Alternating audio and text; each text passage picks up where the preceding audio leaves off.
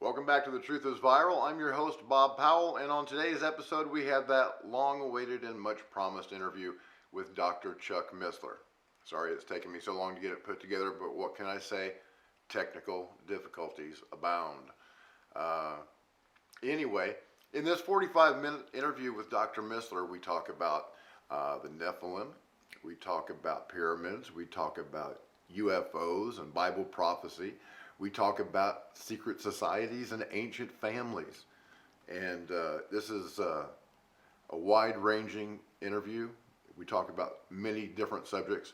And since we don't delve into any one too deeply, what I've done is throughout the video, I have linked in the video itself little clickable links where you can watch either one of Dr. Missler's videos that explain what we were talking about, or one of my videos where I have actually investigated that subject matter for myself.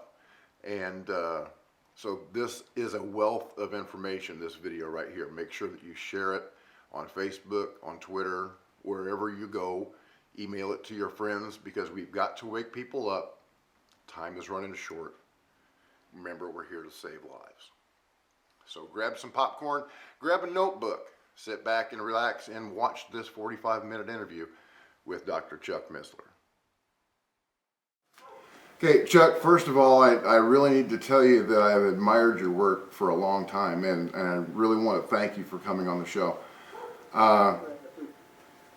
The thing that I would like to talk about today is your theories on, what the Nephilim are and how they have to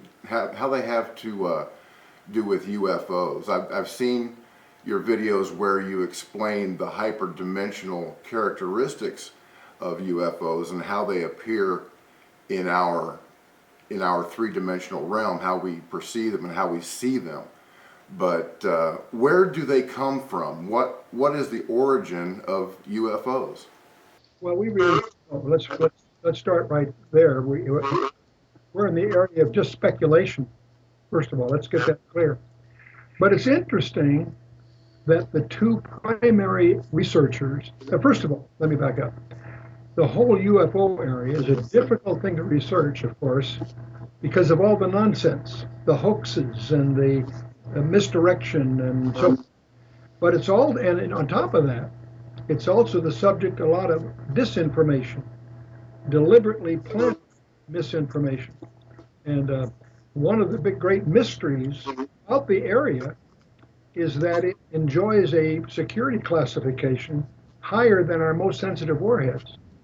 Many people don't realize that, and I don't want to get into how I know that, but the point is, one of the discoveries that one makes if he gets into this area is that, for example, let's talk about Roswell for a moment.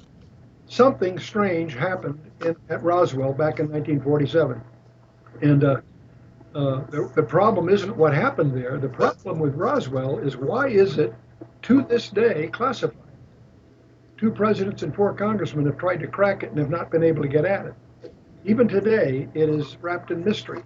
So the point is, for some weird reason, the government has put a shield around that is virtually impenetrable. So it's difficult to research. The 2 people that are probably the most famous and most reliable in this whole area is Lay of France and J. Allen Hynek, the American. And both of them have distinguished backgrounds, were very much involved in over time in this area.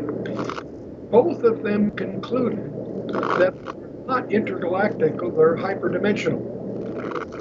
But also, both of them concluded that they were demonic. I have no idea what they meant by that, because I don't have reason to believe that either one had any biblical literacy necessarily. But they both came to the conclusion that they had an agenda of deceit and that they were not hospitable. Well, let me ask you a question about the security clearances. I've heard it said that presidents come and go, but the CIA is forever. So are there security levels higher than what the president is privy to? I remember Jimmy Carter famously asked for UFO files, and he came away empty-handed. Exactly right. And I think that that gets into an area of speculation. But let's back up a minute, a tutorial on classification.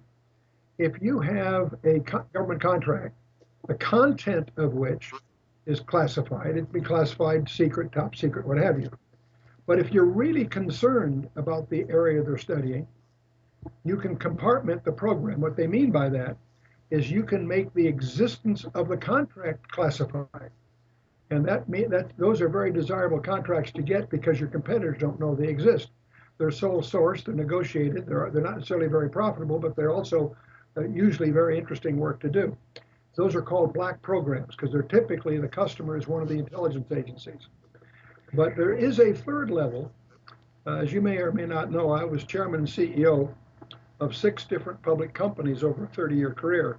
4 of those 6 were publicly traded defense contractors, and I was CEO. So I spent a good part of my executive career in the high technology, publicly traded contract world.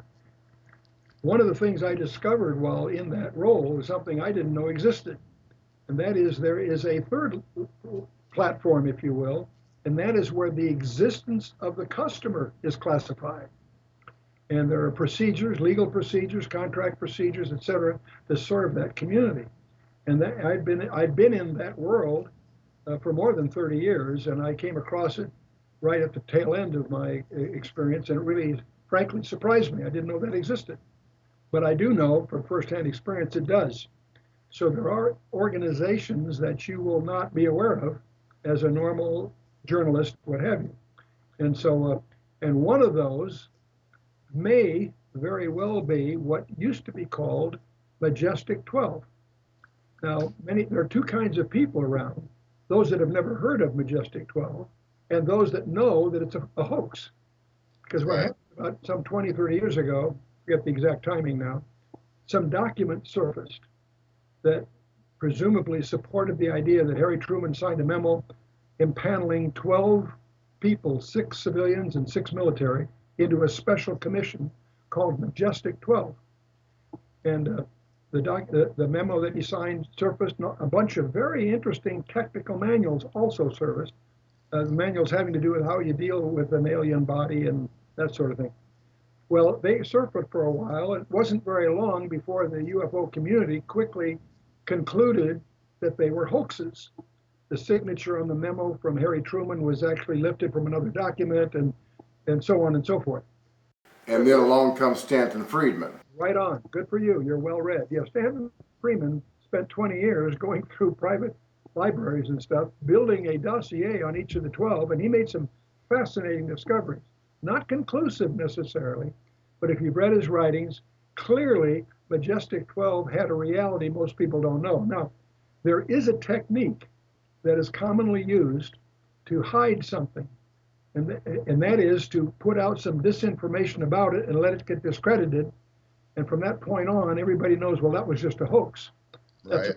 That's a perfect way to hide it, if you will. So I personally, I don't know. I have reason to suspect that MJ12 or Majestic 12, as it used to be called, obviously has changed its name by now, still exists and is highly covert. But it's obvious that our government is not in charge of this country, and most governments are not in charge of the world. But there are cabals and secret societies behind these governments that are really pulling the strings. Let's be careful here. Societies may exist. Whether they're really in control is different than whether they may have an influence. Whether control is a whole other level of speculation, if I may. Right. Do they have an influence that extends beyond what a normal person, would be able to exert? Absolutely. Of course. And do they have, do you think, ancient knowledge that has enabled them to, stay behind the scenes and keep on holding on to their reins of power?